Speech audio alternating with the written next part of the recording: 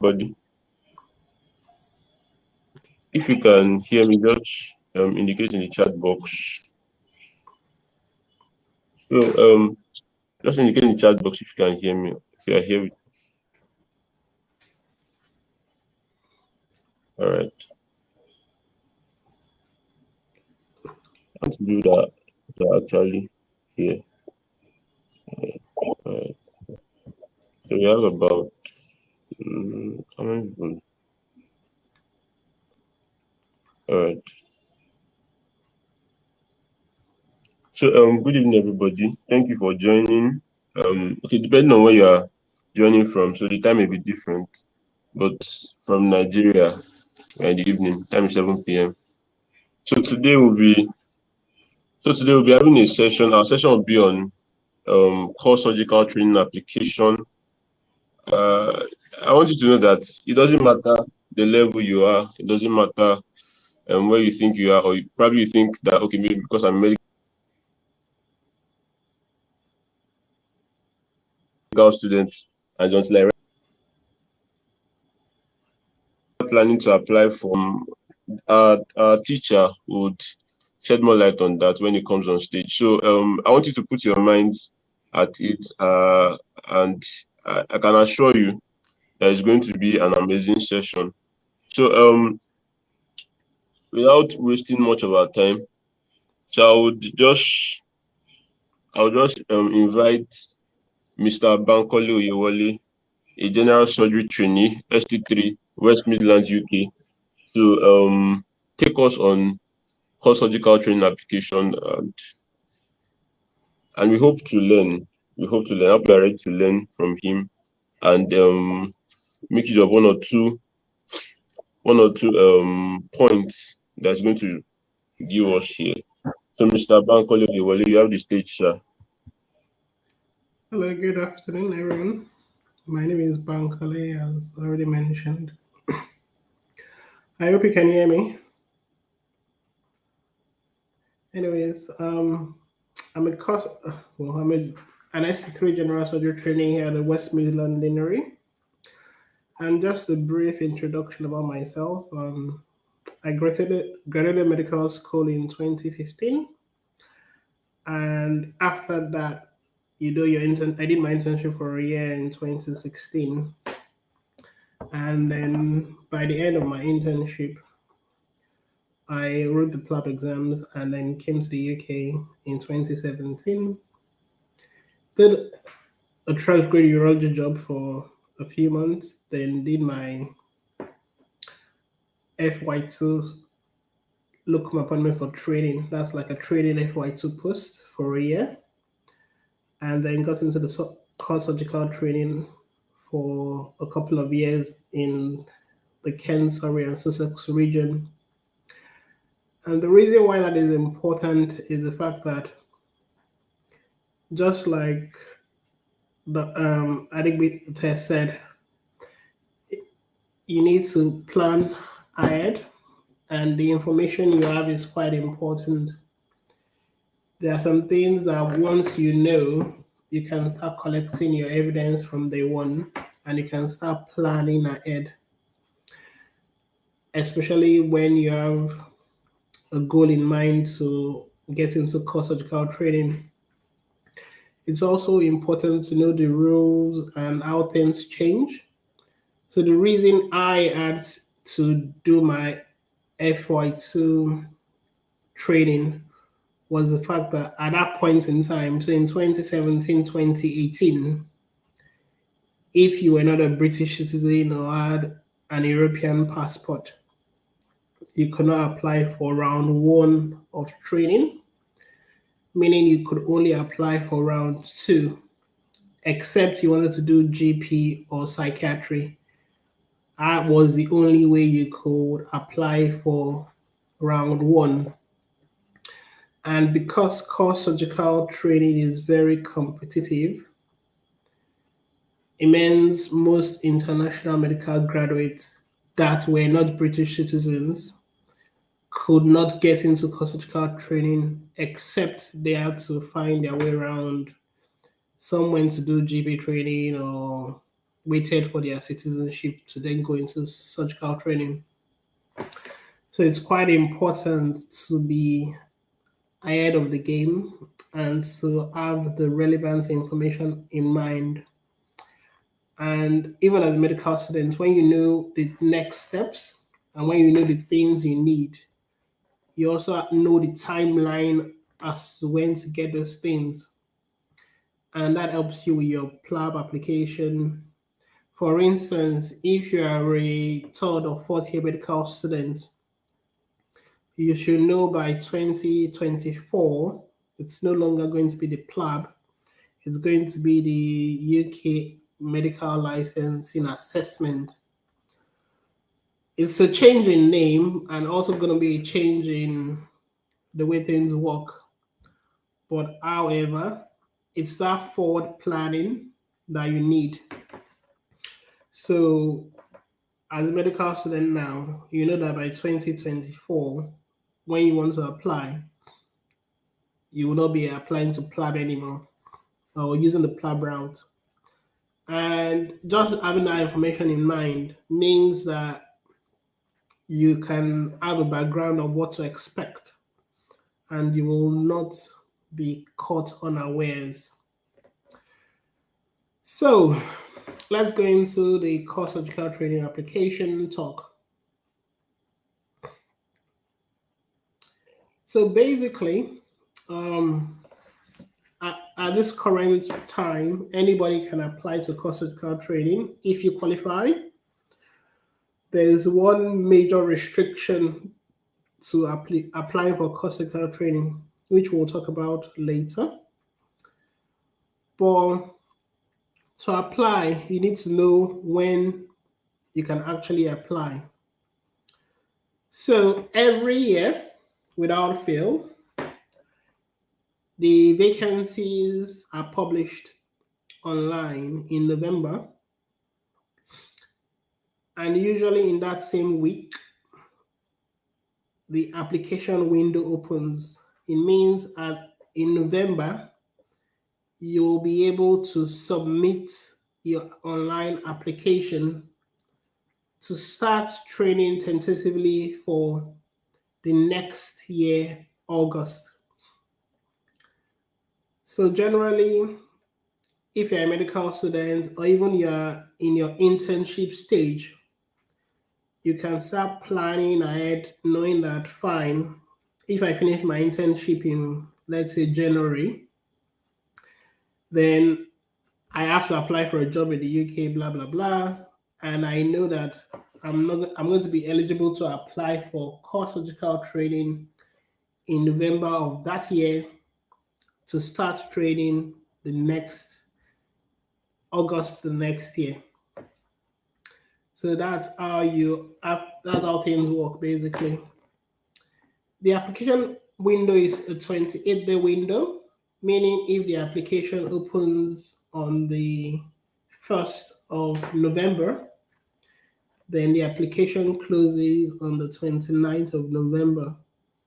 So everybody has 28 days to submit their application. During that time, there's a long listing process. So as I said earlier, prior to 2019, usually they got about like 1,000 applications, 1,005 applications. And then they longlisted people looked at the eligibility and longlisted.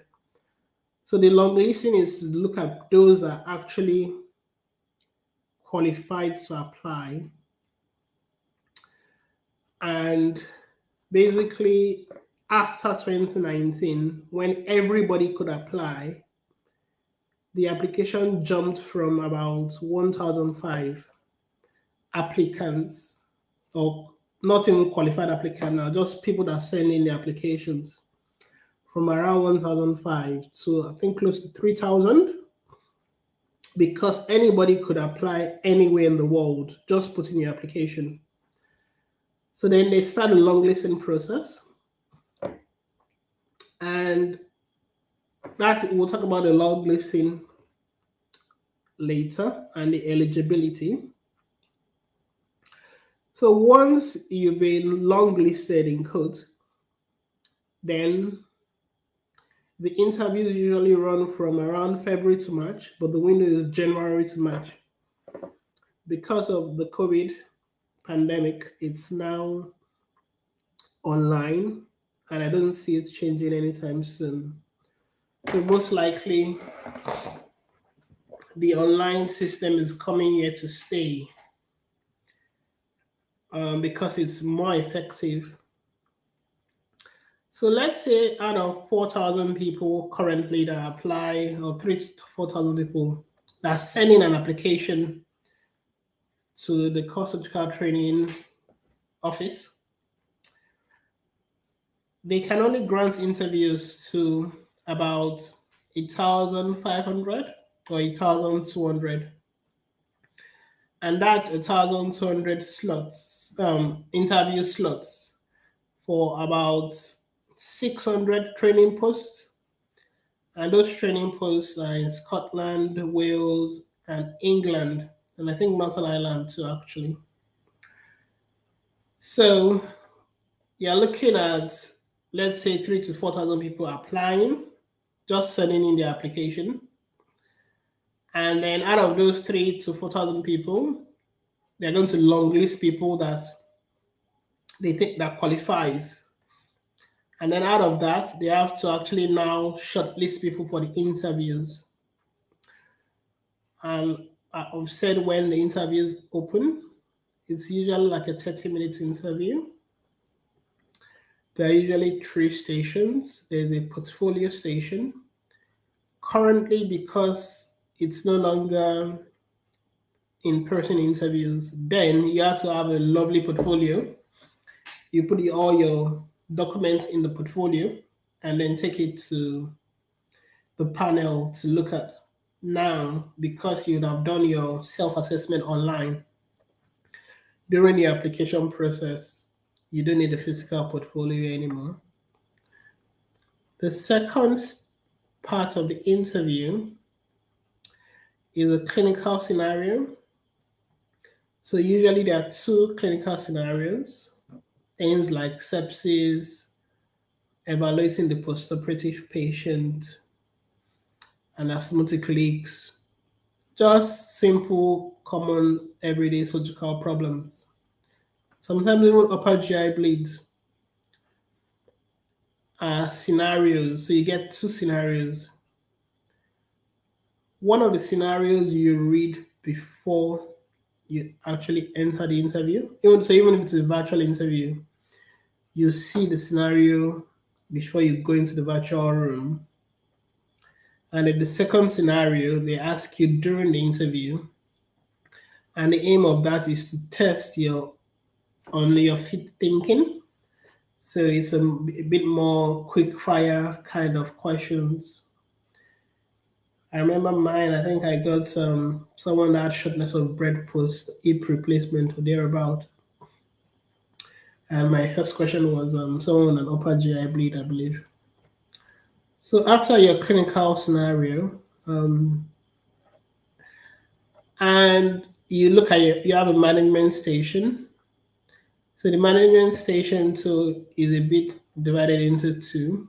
There's like a clinical management station, meaning they tell you something like, oh, there's a 90-year-old patient that is demented, confused, that needs an operation, but the family do not want an operation or something. How will you talk to them, or how will you assess the patient? Something like that.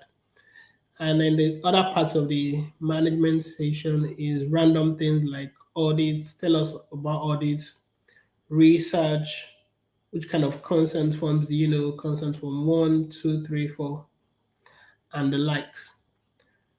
Currently, there are a lot of past questions out there that would give you an idea of what to expect, basically. So there's no point in worrying about those questions because there are a lot of resources out there. There are a lot of courses out there that will prepare you for those interview questions. And honestly, you just need like intensive study for the interview, probably like a week for someone average. But you can start preparing with your colleagues maybe a few weeks to that date. After your interviews, you have your offers, and basically the way it works in the UK is it's a nationalized system. So everybody, all the jobs in the UK are on the portal. It's the Oriel portal, and you see all the jobs. And some of the jobs have their rotations because course educational training is a 2 year program. If you do not fail at the end, or if you most people for most people it's a 2 year program. Sometimes you'll be able to see the jobs you do in that program on the application. Like when I was applying, I knew where I wanted to go because I'd worked there before, and then you could see it was a general surgery rotation. But there are some jobs you will not see your rotations, and you'll find out about your rotations later. So after the offers, so you rank your jobs as you want them. So you don't rank them based on how well you think you've done. So basically, most people, for one reason or another, want to go to, let's say, want to go to London. So it's quite competitive. You can't say, oh, because I don't have this or because I did poorly, I'm not going to put London first. I want to go to London, but I'm not going to put London first because I don't think I'll get London. I'll put Wales first or something like that. That's not how it works. The top person in the country might want to go to Scotland. And if you're the next, you get the job you want, even if it's London. So imagine if there was one job in London and one in Scotland and one in Wales. If you say, I don't think I did the interview well, I'm not going to put London first, and you put Wales, the irony is that the person that did well might decide they want to go to Wales, and then they get the Wales, and they'll find the next job to give to you. So you preference your jobs based on how you want it, not based on or how you think you've done or the place you think you deserve. You put it as your art content. So if you think you want to go to Sheffield because your family is in Sheffield, you put Sheffield there, and that's the way it works. And you should preference all the jobs usually. There are some people that are like, if I don't get London, I am not going anywhere else. So those people might only just preference London, meaning they'll just put preference as part of the jobs that they want. And there is a column of jobs you do not want. So imagine if there are 600 jobs and someone says, oh, I'm only going to go to London, I'm not going to go anywhere else. They put London only as the jobs they want, and every other job as jobs they do not want. If, for instance, they are second in the country and the first person in the country wants London, then the first person gets London and they get nothing, meaning they don't go anywhere else. And in cases like that, they are out of the recruitment round. They offer them another place in round two if they preference. But for most people, especially for aspiring surgeons, most people are happy to go anywhere. So most people will preference all the jobs. But if you know that you're not going to go to Wales, for instance, no matter what happens, then it doesn't make any sense to put Wales in your list of jobs because if they give you Wales, then you have to decline it. And when you decline a job, then you're out of the program, you're out of the process totally. So let me just recap. When after your interviews, you'll be asked to preference your jobs. Preference just means to list your jobs according to how you want them. And there are over 600 jobs. You should preference them. Take special care to preference the top 10. because most people will get something in their top 10. And then make sure if you don't mind going somewhere, put all the jobs there. But if you mind, like if you know that I'm not going to go to these places if they give it to me, then put them in the jobs you do not want.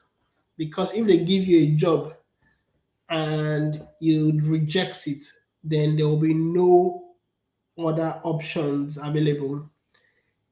If they don't give you a job in round one, then they'll ask you to repreference again and they can offer you a job in round two. So that's the way it works roughly. After the offers, then you start work August the next year, the first Wednesday in August. So that's roughly the timeline.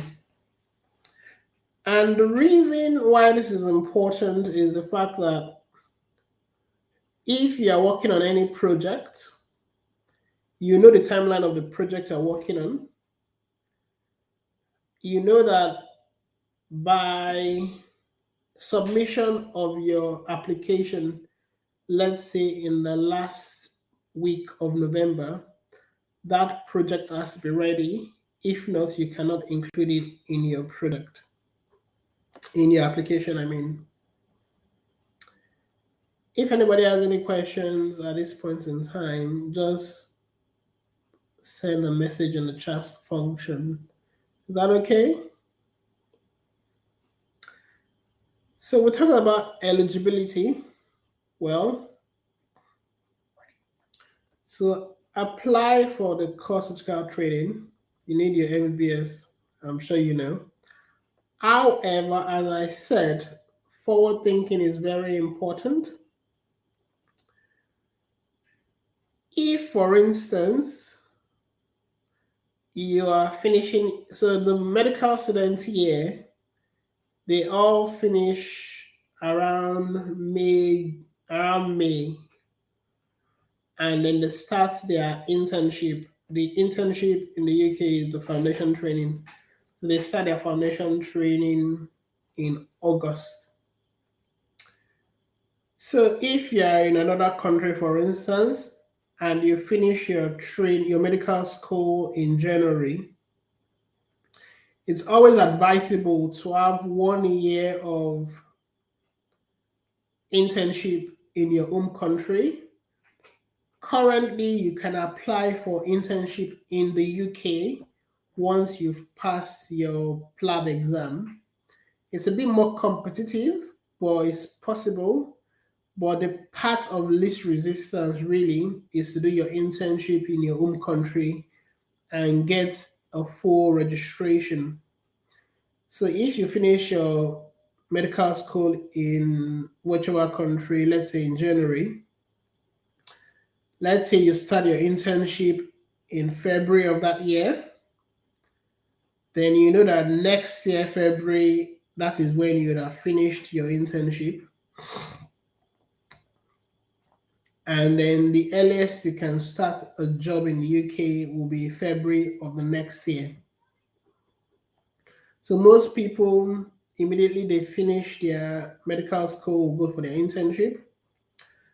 And after your internship, you know that you need to write your IELTS or OET. That's the first thing you need to do. And also have at the back of your mind that has an expiry of 2 years, I believe. So you don't want to write it too early because it might expire before your PLAB 1 sometimes. But you also don't want to write it too late. So like a good time to, let's say, write it will be in the second half of your internship year. And then you can also write your PLAB 1 that same year. And usually some people do their PLAB 2 during their internship year. But I think it might be a bit more difficult because you need to go for academy and things like that. and you also do not want gaps in your internship because you need gaps in your internship is a problem during GMC registration.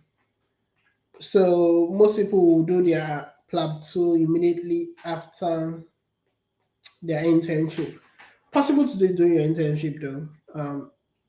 Whatever works for whatever people. So after you've done your internship, you've done your PLAB 1, you've done your PLAB 2, at that time you are now ready to apply for surgical training by default. So once you've done your medical school and you've done your internship or foundation program, the next most important thing to know in your eligibility is that you must have less than 18 months experience in surgery.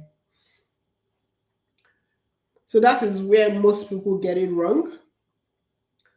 And I'm sure there are a lot of people that are in that category in the UK currently. So let's say you want to be a surgeon, basically. You finished your internship in February that same year, or February that year, and you finish your PLAB 2, let's say in May, and they're like, oh, I want a surgical job. You get a surgical job because I want to be a surgeon. Makes sense. You get a surgical job because you want to be a surgeon. You start your job in the UK, let's say in April, and you're eligible to apply for surgical training by November. So April to November is 7 months. That way you are eligible.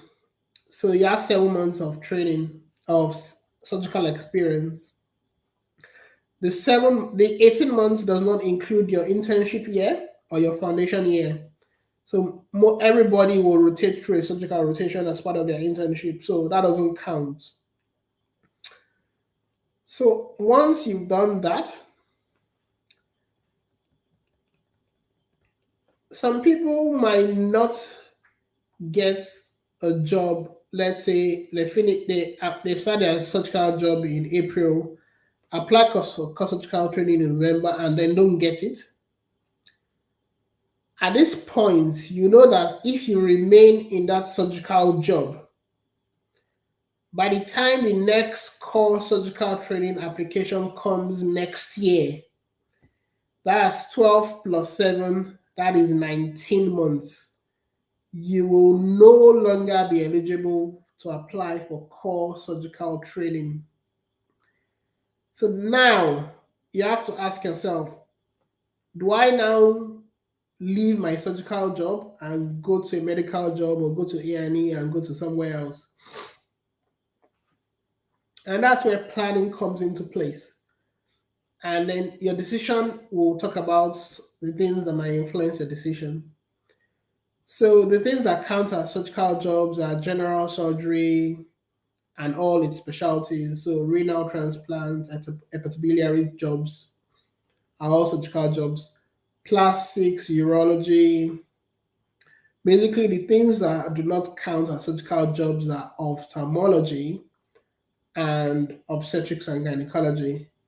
I don't count obstetrics and gynecologists as surgeons, anyways. So they don't count. That doesn't count.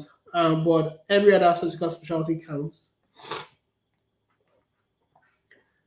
So that is when you need to make sure that it's a balance. If you want to be a surgeon, you want the surgical experience. So some people will continue in a surgical job and then apply for higher surgical training at ST3 level, while some people would opt out and then do a non-surgical job. People do whatever works for them, really. So the main thing is the 18 months surgical experience. So in anywhere in the world. So if you finish your internship in Cyprus, in Niger, in Australia, if you do a general surgery plastic surgery, urology, pediatric surgery, neurosurgery job anywhere in the world before coming to the UK, and in the UK, and it all counts to 18 months, then you no longer are eligible for core surgical training. They deem it like you are too experienced, basically. So your foundation competencies are also quite important. Basically, is the equivalent. So you cannot finish medical school today and say you want to apply for core surgical training tomorrow. You need to have a full license, basically. The full license you get is after you've done a 1 year internship in any other part of the world. But in the UK, the internship in codes is the foundation program, and that's 2 years. And then you need your GMC registration. I'm sure that's quite straightforward too. So as you see, there's a lot of things to be aware of, and there's a lot of things to plan for. We have not even gotten to the points you need, but it's strategic thinking and forward planning. So the next thing is, let's say you've done your internship in your home country, you're in the UK, it's now November, you want to apply for core surgical training. What you need to do is you register on the Oriel platform. That's ORIEL. That's where all the applications go. You register, and when it's November, you'll see the vacancy. You click on the vacancy and you click on apply. You put in your profile, your data, your university degree, your job experience, everything. You put in all that. Then at the end, it comes to your self-assessment. So as I said earlier, this is when they ask you about the things you've done, your audits, your research, and things we'll talk through during the talk. It's important to be honest because the if there's so basically, let's say you've done 10 audits. It's consultant surgeons that look at the audits, and what they do is they give you points for them. So if you upload a certificate, they look at the certificate and then they award the necessary points. I think I was reading a case recently about someone that uploaded the certificate, someone else's certificate, or maybe it was an audit they didn't do, and then they were referred to the GMC because of that. So, but basically, it's a balance. You don't want to lie, and you also do not want to shortchange yourself. Obvious lies are obvious lies, but giving yourself the mark you deserve is very, very important, especially when it comes to things like international or national presentation. Some people have there's a standard definition of of a national presentation. That's where when people from various regions come to a particular place and have a conference or whatever. But then there are some small programs that everybody in the country is invited to. That doesn't mean they will come, but it was open to everybody. And you can count it as a national thing. That is not a problem, really. But the consultants reviewing it might say, oh, no, this is not a national thing. They won't penalize you or think you've lied. They'll just give you the mark that they think you deserve. But if you say that, oh, it's a local thing, then they won't even bother considering it as a national thing. So that's where balance comes into place. So one other important thing is, as I said, a lot of you are in various countries. there are things that count as national awards. So I think there was a year they counted the NYC as a national award. I know that people put it as a national award in a few years ago, and it counted because it's an award for your national youth service, and it's given by the government. All your medical school awards, they all count. So keep all those certificates. Um, all your roles in organizations, ensure you get a letter like, oh, you, for instance, if you are organizing this program, make sure you get a letter from them saying that you are part of the organizers. And it's part of something we will say, is it a national or international presentation? Because if you take this program as an example, well, there are various people from various parts of the world. It's a virtual program. You can call it an international presentation. So things are flexible basically. You need your first degree or from medical school, first degree certificate. Some people have a BSc as a first degree, so that's important. So basically, any evidence you're submitting must be university and above evidence. They do not accept evidence from primary school. So if you want to relay race as a primary school student, that doesn't count. Um, it's national, international, local evidence, either from your medical school or from your first degree. So if you did, let's say, anatomy as a first degree, you got various awards in anatomy, then you went into medical school and graduated, your awards for anatomy that year count. So those are the things you shouldn't forget. As I said earlier, there are 1,300 interview slots. There are about 600 jobs on offer. So there are also round-trip posts. Actually, I lie. Well, they are no longer round-trip posts. So basically, core surgical training gives you access to 8 of the 10 surgical specialties, which we'll talk about later. Let's go to the next slide now. So points. So this is where all the problem lies. In your self-assessment, you would be told to grade your ranking based on all this. So the first point out, and let me just tell you right from the onset, it is impossible to get full marks in everything. You just need to get enough marks to get you an interview slot. So when I applied, I think the total score was 72. And if you got around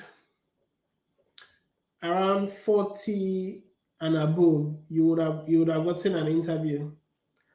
Currently, there are so many points, there are so many domains that it's almost impossible to get full points in everything.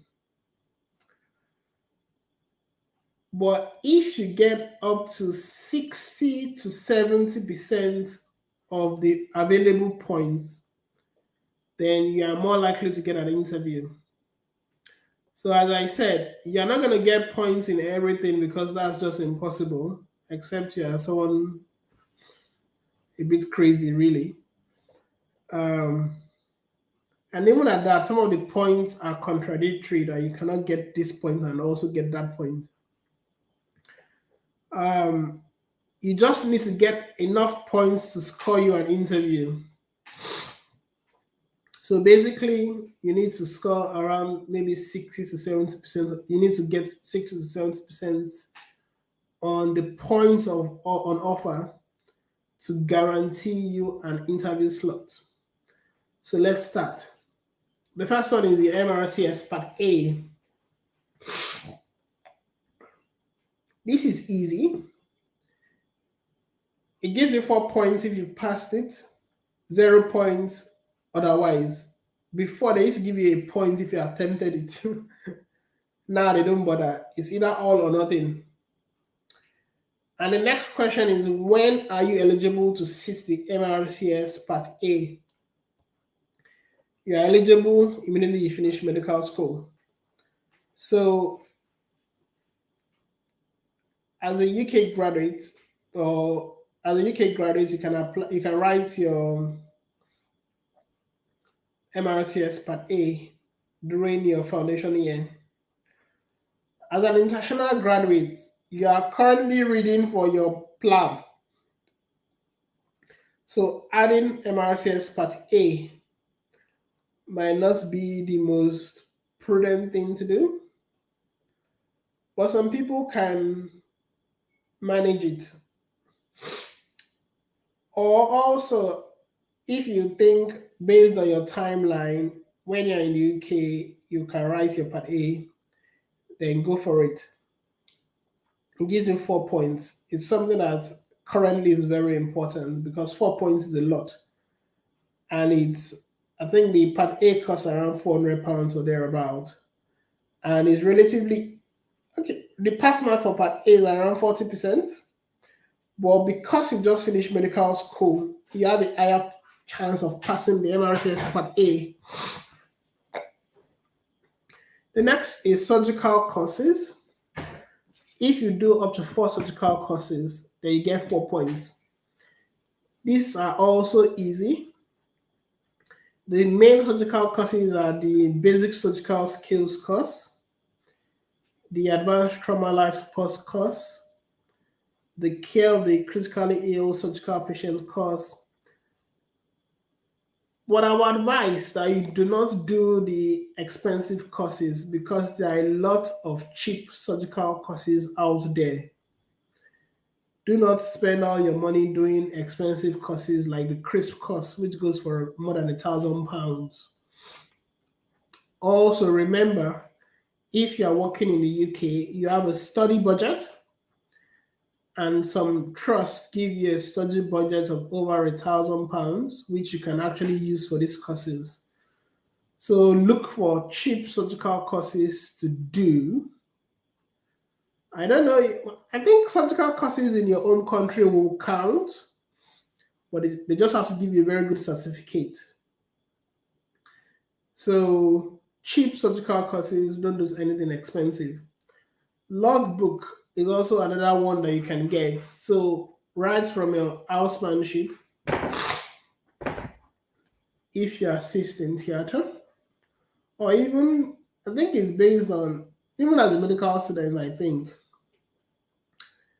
if you have more, you can have your logical logbook as a medical student. Oh, you actually should have a logbook as a medical student, but you can have a surgical portfolio as a medical student. It's a bit controversial, but I think overall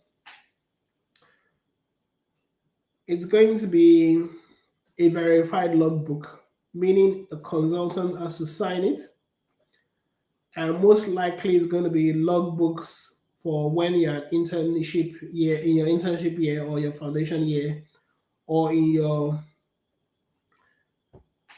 when you're doing a surgical job.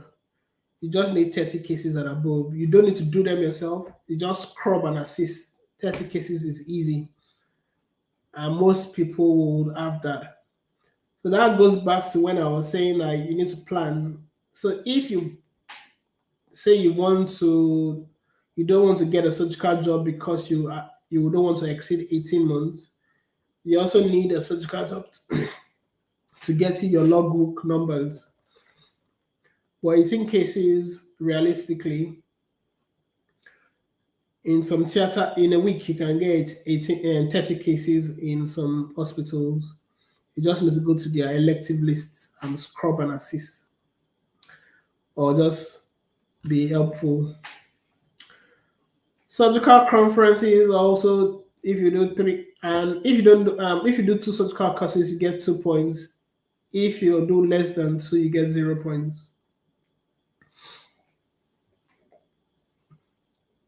For your logbook numbers, 30 and above gets you 6 points. 20 to 29 gets you 4 points. 11 to 20 gets you 2 points. And less than 10 gets you 0 points. Does anybody have any questions at this point in time? I'll wait for a minute.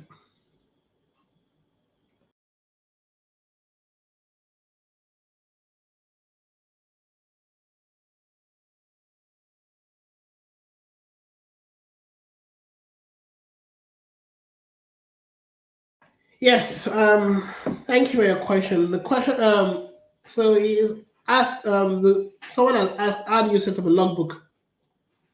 So basically, if you Google e-logbook, let me just show you, let me show you what it looks like. And this is a logbook that you use for the rest of your career, really. Even consultants use it.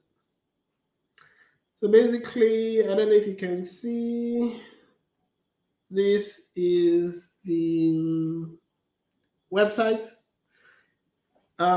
Just Google search e-logbook. Anybody can register. If I click on register, it asks you, who are you? Are you a UK surgeon? Are you a nurse practitioner? Are you a surgical care professional? Are you an healthcare assistant or thereabouts? So even medical students can use it, and when you're in your internship care, you can use it. Your internship here, you can use it, and it takes you for your entire career. And you can change your, change your profession. If you're a medical student, say you're a medical student. If you are an overseas surgeon, you say you're an overseas surgeon. And when you become, if you're a UK surgeon, you say you're a UK surgeon on training. So if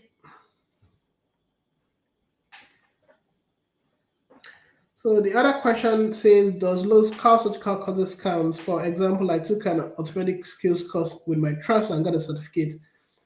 Does this count as far as you know? So basically, it counts. However, so if you look at the, I've uploaded the applicant guide, and if you look at what counts as surgical courses, it just says it has to be from an approved authority. A local hospital is an approved authority because some hospitals actually run very specialized courses. So let's see what the logbook says or what the guidance says. Um, so it says, let's see. So let's go back to the logbook thing. So yeah, that's how you set up your logbook, and you put in your details. You put in the cases you've done, and you put in your consultant also. If you are in a foreign country, then you cannot put in your consultant because your consultant isn't there. But what you need to do is you can add your consultant sometimes, but whatever the case may be, you need to print it out and you need to get your consultant to sign. I think now one of my bosses was one of the lead for the course of surgical training. So he was involved in the recruitment. And I think they prefer people with GMC numbers. But what you can do is whichever numbers you have, whichever logbook you have, print it out, get your consultants to sign it, put in their details, put in their role, and then you can present that. Let's see. So that's for your logbook. So it needs to be signed by or verified by consultants, basically. So that goes to the next question as to the courses that count. Local courses count, but you need to evidence them properly, meaning you need to get a good certificate for them, the details of your consult of the trust, and you present that. So local courses do count. Let's see. The main ones that they like people to do. So the BSS, most likely they want you to do. There's a start surgery course that is cheap that you can do. But I think overall, the more you add, the more it's you the more you need, really, the more you have. So when you have the basic ones, so if you bring like four local courses, oh my trust this one, my trust did that one, my trust did that one, and you only bring like four local courses, they might frown upon that. But if let's say you have three courses by the Royal College of Surgeons and you put one course from your local trust, then I'm sure they will not mind. ASIT also runs some courses, and other agencies run some courses too. So let me look at the applicant guide and say they've said what counts as a course here. So let me look at listen to what counts as a surgical course. Any surgical teamed course, either organized or accredited by one of the Royal Colleges of Surgery, organized or accredited by one of the Royal Colleges of Surgery, one, an international or national surgical organization, two, or a regional deanery will be accepted. So a course run by the local hospital, usually all the participants in the deanery can come to that course. So when my deanery runs courses, the certificate I get is from the hospital, and that certificate counts, even though it was organized by deanery. So alternatively, any surgical team course with evidence of CPD accreditation would be accepted. Non-accredited or undergraduate medical society organized courses will not be accepted. So basically, a course run by a undergraduate medical school will not be accepted. To answer your question directly, yes, most courses run by your local hospital will count, but you just need to make sure you got a good certificate and if you get all the necessary information. If you have a program for it, you can add the program to it so that you know that an accredited, so that the consultants that look at your application know that it's an accredited course. But as I said, don't go there with four courses by your local hospital. They're going to frown upon that. Yes. Any other questions? I hope that answered both your questions.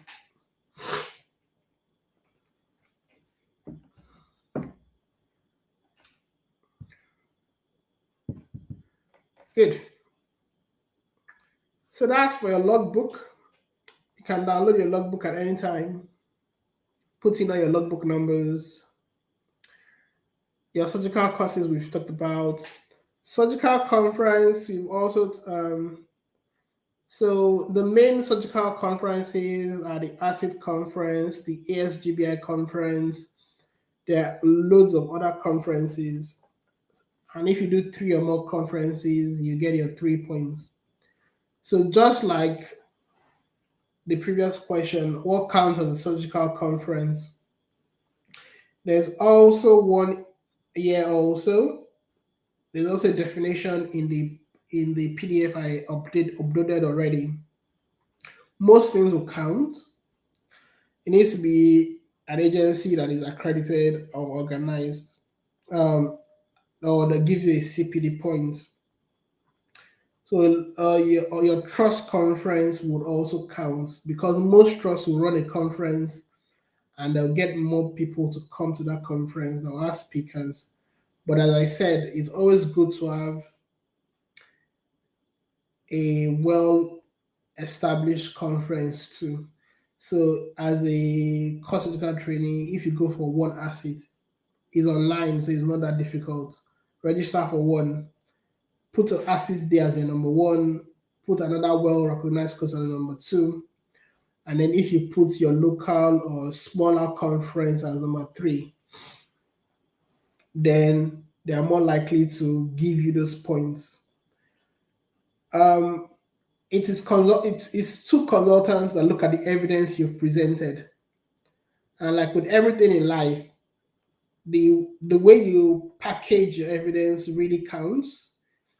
If you package it shabbily, you get like a very scruffy certificate with no name on it, with very few details, and you bring four of those, they'll just throw the four into the bin. But if you start with like a very good international course or conference, put like another good national conference, you've already started well. So if you just pad it in the end with a local course, they are more likely to just give you full points for everything. Unlike if you just bring three dodgy conferences for them. So surgical elective or placements, if you've done one for 4 weeks and above, you get your full points. Most UK trade. So this is one whereby they are trying to give UK trainees more points because most people would have done a surgical placement. I don't think you can do your foundation program without doing a surgical placement, so it's a bit tricky to put that in there. So what counts as a surgical elective? Basically, going out of program or even as a medical student, you go to a surgical department for 4 weeks, get your elective done. You get letters from the department, from your consultant. That will count. I don't think anybody should have problems with this. So degree, if you have a PhD or a first class, you get 4 points. Um, let's see. A PhD takes 3 years. So personally, I won't be going for this. But you'll be surprised. I know one of my colleagues had a PhD. Even foundation doctors sometimes have a PhD, but they are less than 1%. So don't go thinking, oh, I need a PhD. Most people will not have a PhD. So, but if you have it, all well and good. But it's not something I would aim for as a normal human being. But some people have done a PhD in the past, so they get the full 4 points. And let's see. So basically, if you have a first class honors in your first degree or a first class in medical school, you get 3 points. So a PhD gets you 4 points, which I think is crazy, but because where do you find surgeons that have, yeah. So PhD gives you 4 points, a first class degree gives you 3 points. A medical degree where you get a first class also gives you 4 points. An MD, research based MD gives you 3 points. Yeah, and what Your intercalated degree gives you 3 points. The only thing that gives you 4 points is PhD. First classes give you 3 points. MD with research gives you 3 points. If you have a postgraduate certification, a diploma, that gives you not a diploma, no, actually, an MSc or an MA, that gives you 2 points. Um, the other things that give you points you can look into. But realistically, most of these people, the people that get points here, did not go from medical school thinking, oh, I want 4 points for PhD because I'm applying for clinical training. That's not the way to look at it. Those ones just want to do a PhD by themselves, and then that gives them extra points. So it's nothing I will be worried about. 99% of people will not get these 4 points. So move on. Do not stress. The next is, let me go to the next thing. Prizes. So national prizes gives you 6 points. Regional prizes give you 3. Local prizes give you 2. Um, more than one prize locally gives you 2. One prize locally gives you 1. So this is where it also becomes a bit interesting. As I said, those in Nigeria, your National Youth Certificate Award. Some people counted it as an international, as a national award, but it's like a mandatory program. I don't know if they still count it, but it's something I found interesting when people used it. So whichever country you are into, there's sometimes that you may just get an award that might be, you can count as international or national. But for national awards, they are a bit more straightforward. The ones that are a bit tricky is the regional awards. So basically, in your trust, there may be other trainees in other hospitals that they give the award to, and if the trust gives you the award, you can count it as a regional award. However, you need to ensure that you get a letter or that the certificate shows that it was a deanery or a regional institution. So the best way to avoid problems is when the certificate states exactly what the award is.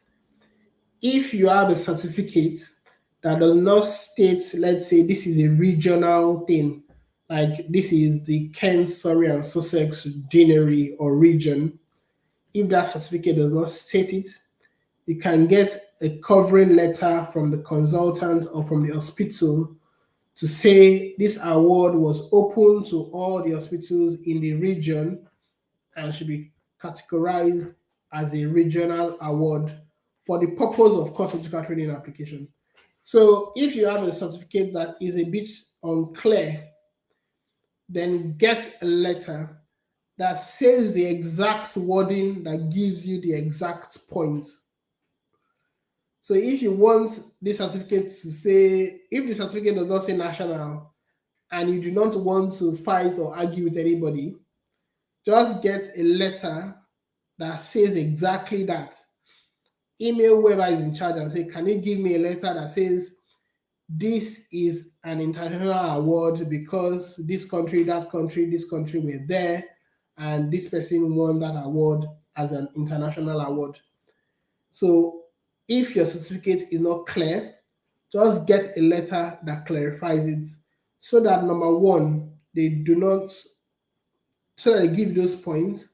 And number two, if you need to present the letter later in future, for instance, if they didn't give you the points, you can just remind them that this is the letter that confirms that this is the category of the certificate I got. So audits, there's another, you get 8 points for audit. Basically, you have to present them, and that's be a surgical audit. So basically, it has to be you lead the audit. So the wording in the application says you lead in all aspects of the surgical team audit. That's not realistic. Most people will just do bits of it.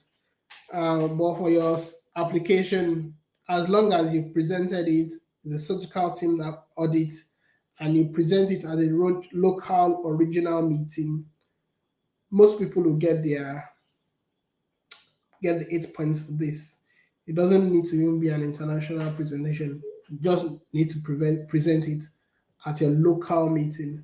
So I remember when I was applying for my course training application, I just quickly finished my audits, went to we were having our monthly departmental meeting, and I quickly presented it there so that I could say that I've presented my audit.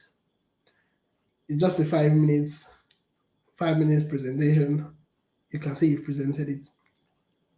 And sometimes if you are the one that say, oh, this is the audit I want to do, but you recruit other people to do other things for you there, then you can just say you are the one that led it. So leading it does not mean that you did everything yourself. It just means maybe you are the one with the idea. So there are also, you can score 8, 6, 4, 2, depending on your level of involvement. But for most people, I believe you can get 8 points in this. So this is one that you should definitely get 8 points for. And audits in your local country will count. But as I said earlier, you need a good certificate, you need a good letter. So yeah, that's that. Teaching. So this is another interesting one. So let's take this platform for an example as an example. Whoever developed this platform has developed, organized, delivered the program, and they will get 10 points for teaching when they apply. Other people that join, then it becomes a level of involvement because you can't say 10 people designed, organized, and delivered. Possible, but if it becomes something that is frequent, it raises eyebrows. So I got, I think, 8 points in this one. And basically, it was actually a WhatsApp teaching program. And it was designed by my colleague and I. We were teaching, we organized it, we delivered it. And I think it gave me full points actually. If it didn't give me full points, it gave me close to full points. And then the question now arose, how do I tell them I've organized and delivered a teaching program on WhatsApp? Nobody gave me a certificate for that, obviously, because you did it yourself. So what I did was I took screenshot of the WhatsApp program, all the feedback forms I got from the WhatsApp program, all these all the moderators, the certificates you gave the moderators, all that. I just brought it all together, and that's what I submitted. And then they asked me about it, and I think I claimed, maybe I claimed 6 points, and they gave me 8 points in the end. But that's how you evidence such a thing. You take the certificates if it's a good program, but if you're the one that did it yourself and it's international things, the easiest way to show that you've designed, organized, and delivered teaching is to get feedback. And the more feedback you have, the more important it becomes. So I think I took like maybe 50 feedback forms. But what I now did was not to take 50 feedback forms. You can use a Google Forms, and then that just gives you a total number of the feedbacks and gives you a summary report of the feedback. So if you tell someone, oh, I've designed a teaching program on Twitter or whatever, here is the feedback from 100 people saying that this program was excellent. That's full points because you have shown that you've taught 100 people on a platform, you don't need certificate. Twitter is not going to give you certificate for that. But if you take a feedback of 100 people and show anybody that this is 100 people that have taught, they will give you your full points. So you need to be innovative to get 10 points here, and you need to be very creative. Most people will organize one in their local hospital. And I know then my hospital, they had like this yearly teaching program you can lead. So you just go to so one cool trick is to go to the postgraduate education center of your trust. Tell them you want to deliver a program, and if sometimes they'll give you something they've already have in mind that you can now use. You just design it to you tweak it to your own tastes basically, and then they will give you a certificate that you designed it, organized it, and delivered it. So that's another way to do that. It's a point. It's 10 points. Is the highest points, and you can. It's definitely something you can get.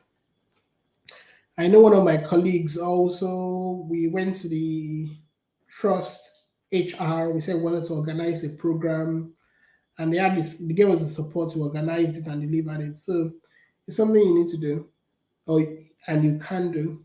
A teaching degree is also a bit difficult. If you have an MSc in teaching, you get 4 points. But as I said, who goes to school for another 2 years to get 4 points for course educational training application because they want to. So what most people, so when I applied, what you needed to do to get 4 points here was the teaching the teacher course, and the teaching the teacher course was 2 days. Now to get even 3 points, you need to get 2 points, you need a 5-day course, which I think is a bit ridiculous. But I think what you can do here, I think it works, is you can add courses together. So a 2-day course here, a 2-day course here, 1-day course here. I think together counts as 5 days. I think it's something that one of my colleagues did, and I think they accepted that. A PG cert in education in medical education gives you 5 points, but the average PG cert costs about £4,000 and will take you an average of 6 months to 1 year. I think that's a lot for 4 points. But currently, a postgraduate certification in medical education is something you need for the rest of your career. So if you have £4,000 that is free, lying on the table somewhere, it's something that is an investment for the future. Because even as a higher trainee, as a SC3 trainee, if I have a PG cert in medical education, it goes a long way and it saves me a lot of trouble for some things currently. But it's £4,000 is 6 months to 1 year. There's a lot of stress. Most people do the teacher course, get their 1 point or 2 points, and move on. So imagine you can get 2 points for £400 and you can get 4 points for £4,000. So I think the take home point here is that while the postgraduate certification in medical education is expensive and time consuming, it is an investment for the future.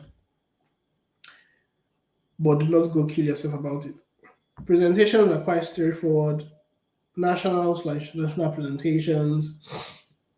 What counts as a national and international probably goes based on the guidelines we've talked about. Has to be accredited, maybe give you CPD points, something like that. So how many of these can one achieve as a medical student? Well, let me go through the end and we'll talk about the ones that you can achieve as a medical student. So publications, if you have a first degree PubMed authorship, you can get 6 points for that. That's achievable at any stage. And leadership, if you are a national leader, basically you get 8 points. So you've asked a good question about what are the things you can achieve as a medical student. Fine. So let's start with the things you can achieve as a medical student, which is an excellent question. When I got into surgical training, I knew the things I could achieve as a medical student. Before I got it, as a medical student, I'd seen the patients and the application guide, and I knew the things I could get and the things I needed to get in future. As a medical student, you cannot get Part A MRCS because you are not eligible. Immediately you qualify, then you're eligible. But then you also need to do your PLAB, you need to do your IELTS, you need to do your internship.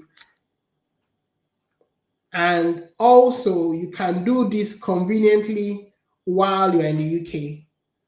So it's not something you need to rush into. So there are some things you can do as a medical student, and there are some things that are easier to do at a later date. And that is when you need to know the difference. Doing MRCS as a medical, immediately you finish your medical school, yes, you can, but you need to. No, not really, because you can do it later. If you think you're going to fail multiple times, then maybe you can start as a medical student. But an average person, to be fair, the part A is the most difficult part. I know people that crash out of surgical training because they don't pass their part A because it's difficult. But it takes discipline. It takes knowing the things to study. And knowing the things to study for part A actually comes while you're in the UK also. But anybody can pass part A. It's quite straightforward. Part B is even easier. So don't worry about MRCS part A as a medical student. Surgical courses, yes, if you want to attend them, I wouldn't worry too much about surgical courses as a medical student because you can always go for them in your internship years. Logbook, I'll say ideally it is while you're working that your logbook will count because as a medical student you need a logbook to qualify anyways. So I don't think that will count. And it's just 30 cases. If you work in a surgical department for 2 weeks, you can get 30 cases. Surgical elective is something you should definitely get as a medical student. I know most people have like 4 weeks to choose their surgical elective. So as a medical student, it's not just to do a surgical elective, it's making sure you get the necessary letters to evidence it. PhD. Some people have their PhD before coming to medical school, anyways, but you can't get a PhD as a medical student. But if you're doing like a first degree BSc, then that counts. If you do well, you can't. Everybody wants to get a first class. You can't say, "Oh, because I want to get customer training, that's when I'll get a first class." Everybody aims to get a first class, anyways. Prizes, you can definitely get prizes as a medical student, local prizes as a medical student, and if you go for international or national competitions. So I know in a lot of countries they run international or national medical student competitions, quiz competitions, and things like that. As a medical student, you can go if you win international prize. Audits, I won't worry too much about audits as a medical student, but yes, if you have the opportunity, do get involved in audits. Most people in the UK do audits as medical students, and you'll be surprised that a lot of them have some of these things already. The main thing is evidence in your own country and knowing how to do it to the standard that is acceptable. Some of these audits are just better done in the UK, you have less stress.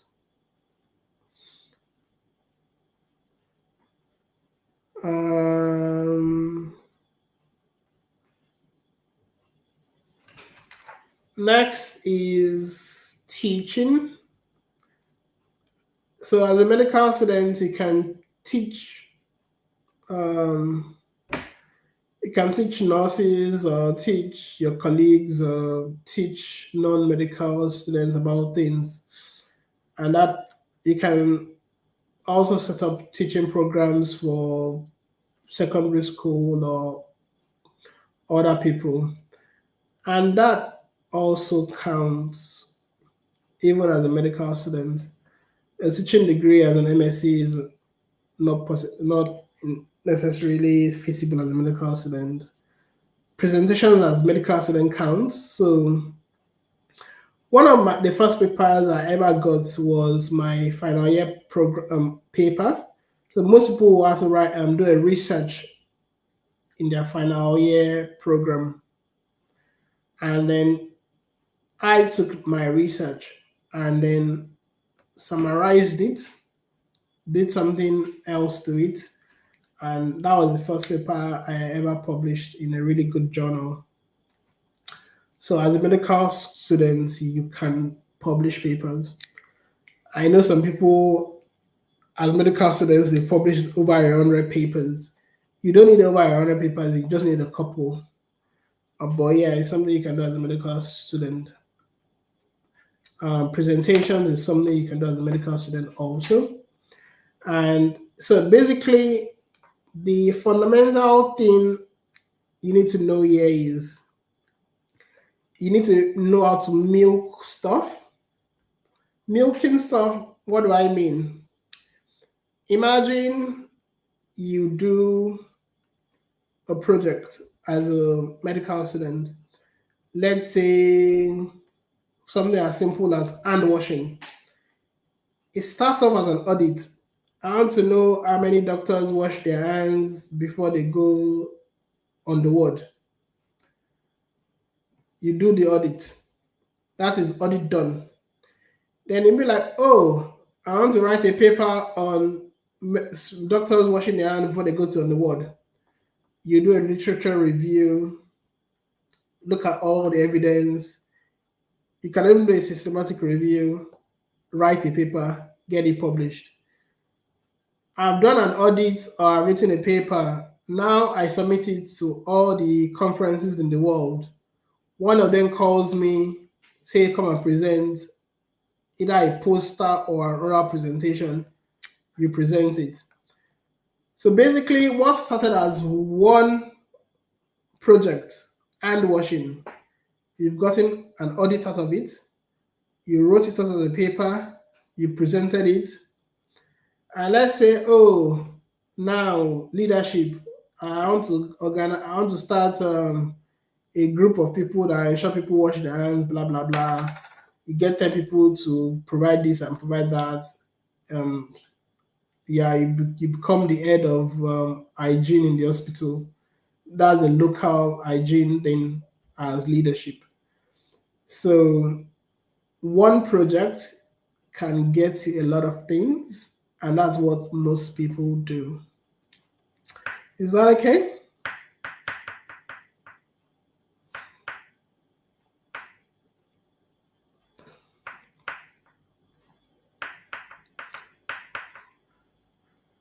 So I think the summary there is know how to maximize the work you do.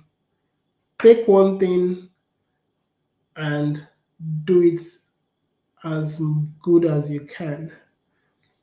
Make it a paper, take an audit, make it a paper. If you don't make it a paper, make it a poster, present it, submit it, do a lot of things with it. So back to core surgical training. If you apply to the core surgical training program, as I said, I think there are like 10 surgical specialties. And the core surgical training gives you access to 8. So basically, you have general surgery, urology, ENT, vascular plastics, pediatrics, OMFS. and trauma or orthopedic surgery. If you are planning on being a surgeon in one of these eight domains, one, two, three, four, five, six, seven, eight, one of these eight. If you want to be a general surgeon, you go through general surgery training. You go through core surgical training. Urology, same. All this. So basically, the core surgical training gives you access to these eight surgical specialties. And when you apply in your application, you see the jobs you do in your core surgical training. For these two specialties, so there are 10 surgical specialties, eight you go through by core surgical training. So there used to be a run through training program. I know you had a talk on urology this morning, and I think your speaker is a run through urology trainee. So instead of core surgical training, it's the same application, just that out of that 600 jobs, let's say like 100 will be run through. So that means you start as one ST1. So considering is CT1, CT2. Then you need to apply again for one of these eight specialties in ST3. But in the run through, you can start urology from ST1 all through to ST7 without, or ST8, without needing to apply again. But the good news or the bad news is that they've stopped the run through training for most of this thing because it was basically biased. Because some people applied in ST3 while others just went through without applying. The next thing is if you plan on being a cardiothoracic surgeon or a neurosurgeon, they have their own different application process. It is not through the core surgical training scheme. For neurosurgery and cardiothoracics, they run their own training program themselves. You need to write the MRSA or MSRA. That's the exam the GPs write, the psychiatry people write it. It's a multi-specialty recruitment assessment exam. Then you apply. Most of them, these two specialties too, they don't want you to have more than 18 months experience.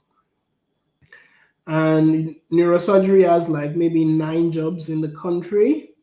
Cardiothoracics maybe 7, 10 jobs in the country every year.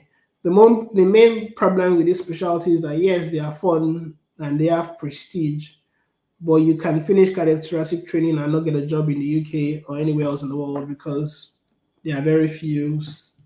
They don't need so many surgeons per se. So while it's glamorous, you want to be the next Ben Carson, maybe maybe the next jobless Ben Carson. So basically, for the neurosurgery training, it's a separate application process. You need the MSRA. You need um, you need your interview and your portfolio. All the things we've talked about, you will need them, and they're essentially the same with this application. The only difference is that you need to write the MSRA, which is a very unique exam. It's not an exam of intelligence. There's a bit that is intelligence. There's also a bit that is a bit of. So the thing about the MSRA is that is a SJT, a situational judgment test, which is more like a bit like ethics and things. So most international trainees struggle with this exam. But if you study it well, I'm sure you can pass it beautifully. So that's the thing about cardiothoracics, and neurosurgery. Separate training program, and you can apply for them. So if you're applying to core surgical training, you can apply to core surgical training, can apply to GP, apply to cardiothoracic. You can apply to anything you want. There is no restriction of application. And if you don't get core surgical training, you might get neurosurgery. That's actually possible because it depends on the interview. So you can have a strong portfolio and flop the interview. You just need, basically, you need a portfolio good enough to get you an interview, and you need to practice well enough to get a job. So that's why I said you could, if you do badly in your core surgical training interview and you do excellent in your neurosurgery interview, you can be one of the 1% of people that get the neurosurgery training job. So yeah, and there are international medical graduates that actually get these jobs also. And some of them would have their PhD because of the kind of people that they are. But yeah, that's how it works. So I did a bit of a digging. As at this year, there are 1,260 core surgical trainings. That are CT1s and CT2s. And that's why I said there are around 600 jobs every year. And that number has remained almost like the same all these years. To put it in context, there are about 2,000 jobs in internal medicine every year. Probably more actually. Close to 3,000 jobs in internal medicine training every year. And there are probably like maybe 10,000 to 7,000 internal medicine trainees every year. There are also every year up to 5,000 GP jobs every year. And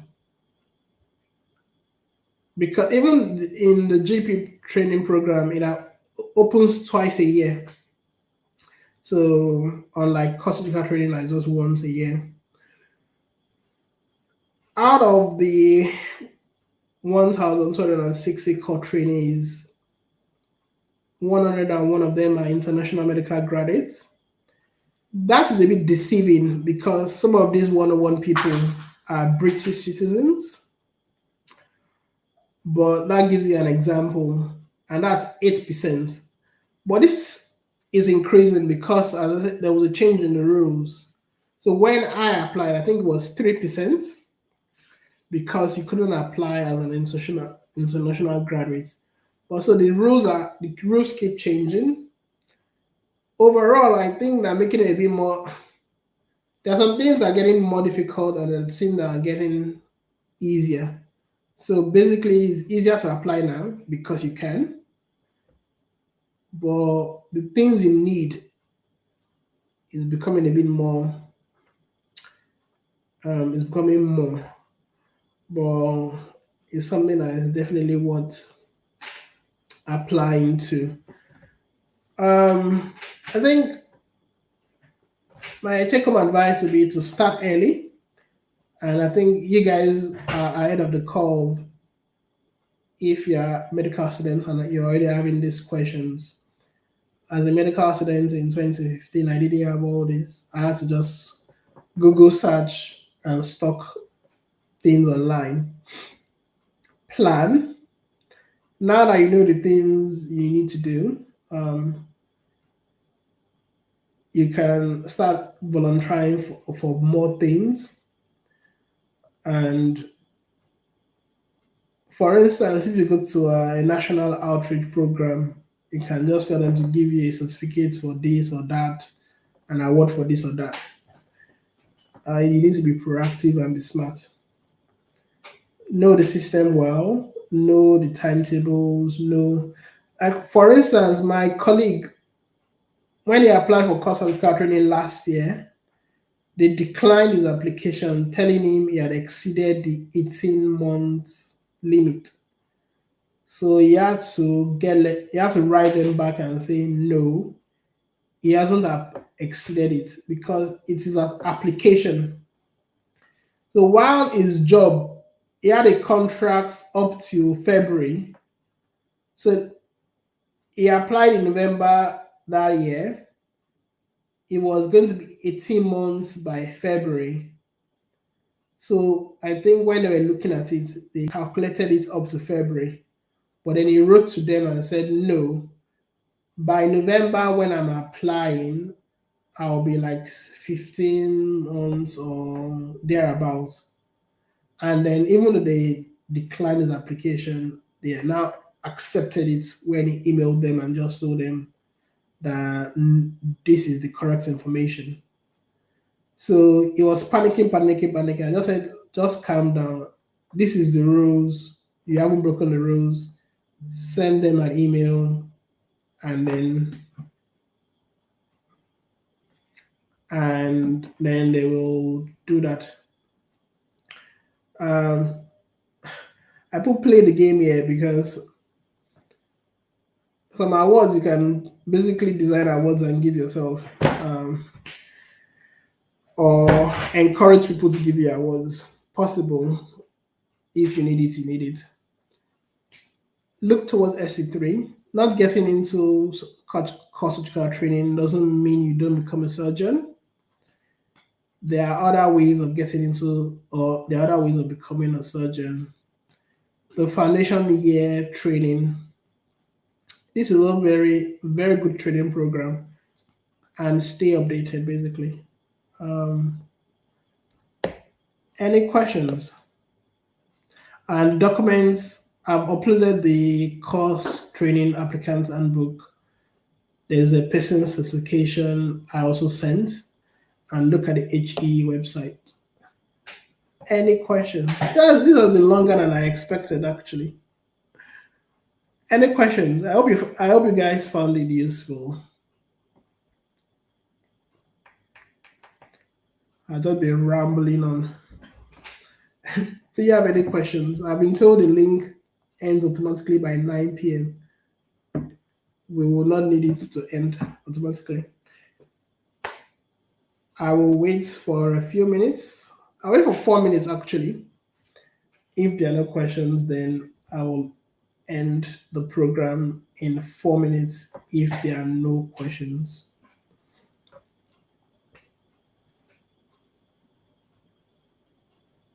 Thank you so much, Dr. Bankole, or Dr. Iwale, rather.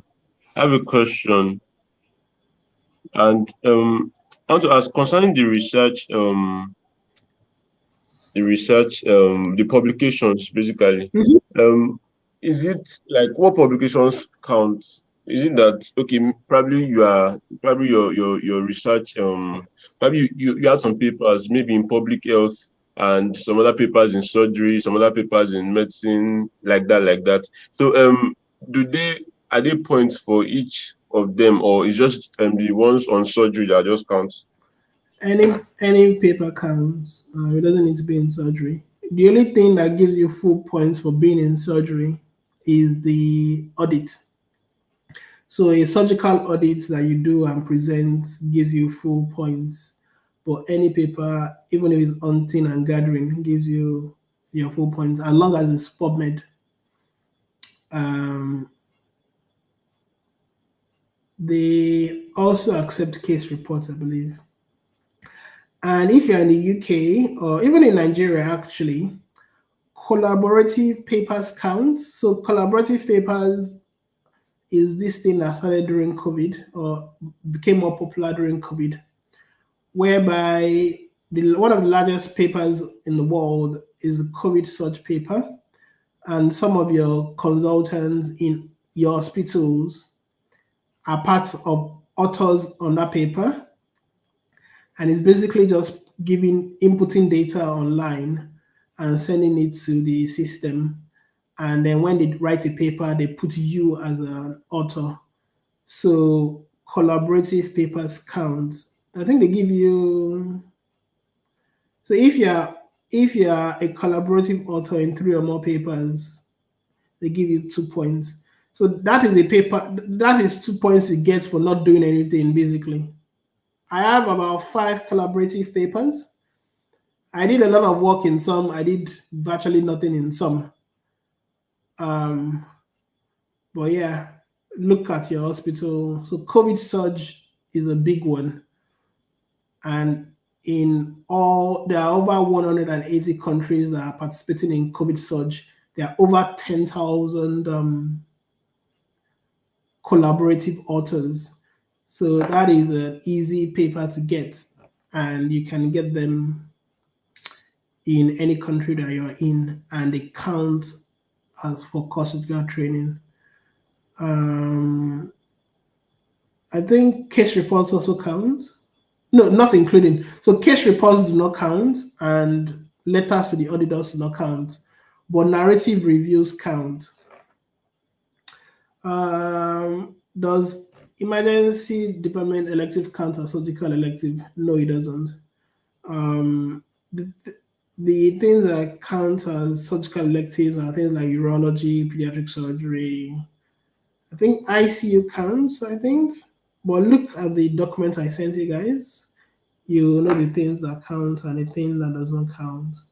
But to avoid stories that touch, basically, just the more straightforward it is, the better.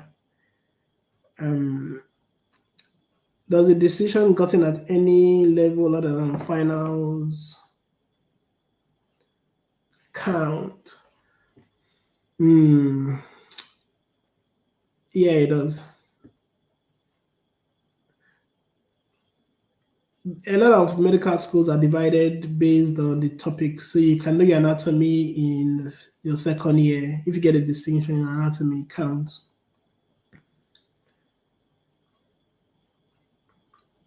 And you can count that as a local award.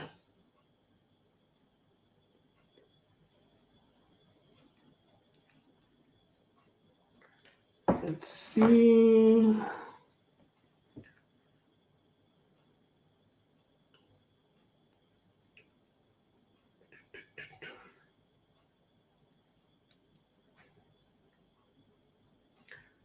And funny enough, I think what most people don't realize is that they are so focused on getting a course-certificate training post, whereby they actually don't realize the importance of actually knowing the hospital you're going to.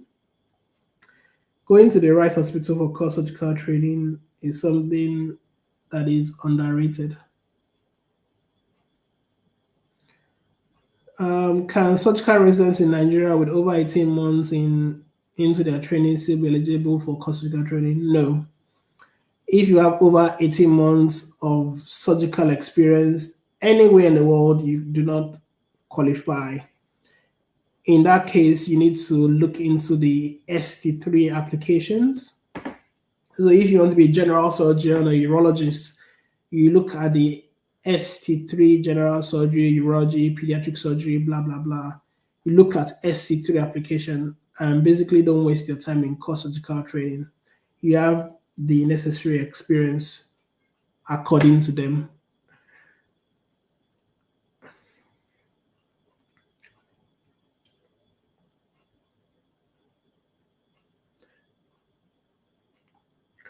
So when I was a course-certificate training, when I was applying for course-certificate training, I knew the hospital I wanted to go to, and that was my number one hospital. And the training I got there was really fantastic. But usually any course-certificate training posts, on average, all of them are good. Some are just better than others. So as I said to Ryan Bello, and to everybody listening, if you have more than 18 months of surgical experience anywhere in the world, do not lie about it, declare it, and do not bother applying for course-certificate training. Apply for ST3 in the specialty you want. So you've asked a follow-up question. If not, what advice do you have for such a category? I advise you do your MRCS, get it done and over with, And if you haven't done it, do your PLAB or whatever. So it depends on what you want. You can either do your MRCS and then use your full MRCS to come to the UK, or you can do your PLAB, come to the UK, work as an SHO, then get your MRCS, then become a registrar in the UK, and then you can apply for ST3 in whatever surgical specialty you want.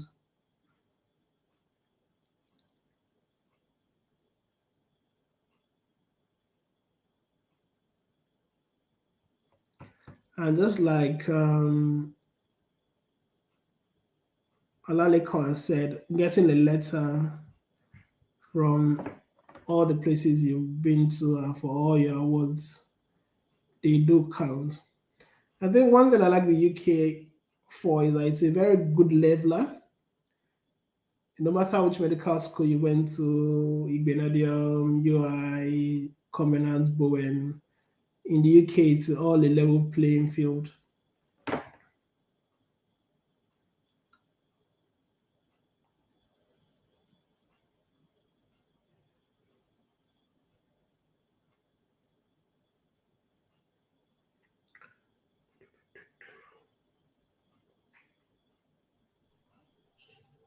All right, thank you very much, sir, for your time.